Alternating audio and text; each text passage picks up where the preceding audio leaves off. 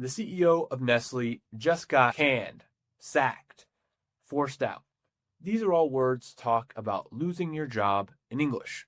Something that happened recently to the CEO of Nestlé after an inappropriate relationship he had with his subordinate came to light. I'm Grant, and welcome back to Phrasal Verb News, where we use real stories to teach you phrasal verbs and idioms in context. Today's story is about what happens when corporate leaders cross the line and dip the pen in company ink. We'll also look at many ways to talk about leaving a job, getting fired, or quitting in English. First, I'll explain the story, then break down each phrase with examples y, como siempre, voy a dar algunos ejemplos en español para que quede más claro. Let's get started. The drama started earlier this year when Nestlé employees used the company's internal whistleblower hotline to report that CEO Laurent Fricks might be in a secret relationship with a direct subordinate. Obviously, a big no-no. At first, Fricks denied everything, and the first investigation didn't find any proof of wrongdoing.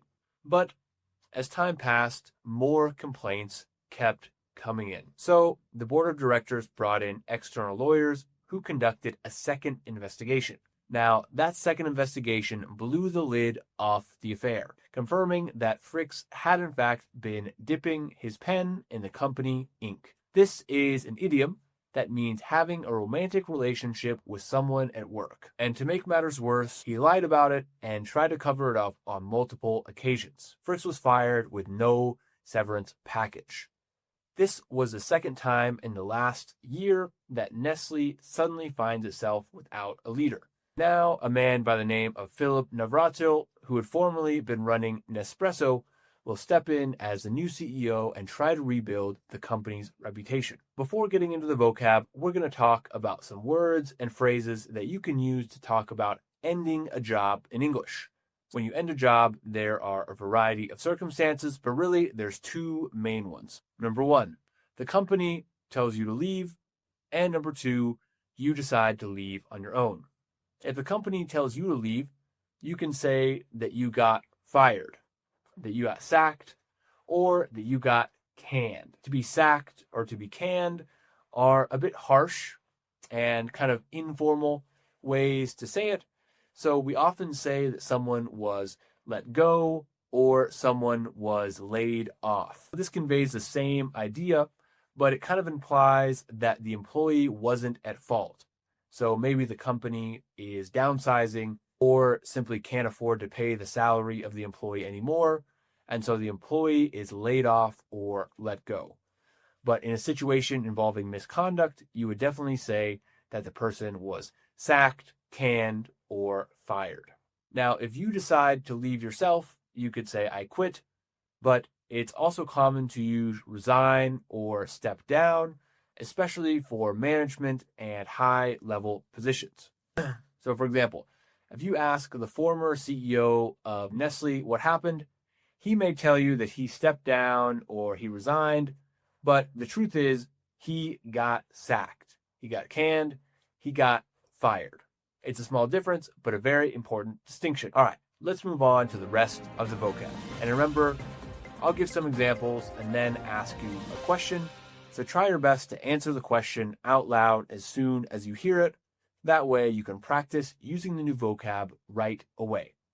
Let's get started. First, we have come to light, which means to be revealed or discovered. For example, the scandal came to light when employees reported it through the whistleblower hotline. Problems with the new software came to light after customers started complaining. En español es salir a la luz o descubrirse. Por ejemplo, los errores salieron a la luz después de la auditoría. And a question. What's something that recently came to light in your company or industry? Next, we have whistleblower.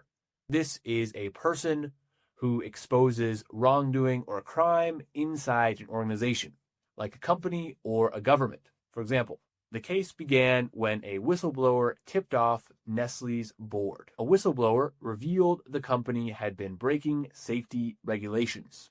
En español es como denunciante o informante. Por ejemplo, un denunciante reveló el fraude dentro de la empresa. And a question. Do you think whistleblowers are protected enough in your country? Next, we have cross the line. This means to behave in an unacceptable or inappropriate way, kind of to exceed the boundaries of what is accepted. For example, he crossed the line by hiding a romantic relationship with a subordinate. The manager crossed the line when he raised his voice at employees in public. Español es como pasarse de la raya, cruzar la línea, pasarse de los límites. Por ejemplo, el político cruzó la línea con sus comentarios ofensivos. Can you think of a time when someone crossed the line at work? And finally, we have dip the pen in the company ink. Now, this is an informal and slightly inappropriate idiom that means to have a romantic relationship with someone you work with.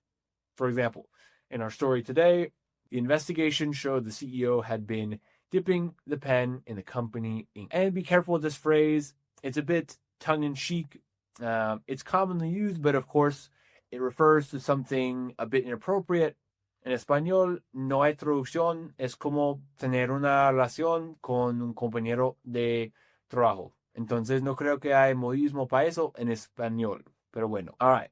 That's all for today. So, to wrap up, the Nestlé CEO scandal shows what happens when leaders cross the line and try to hide behavior that comes to light.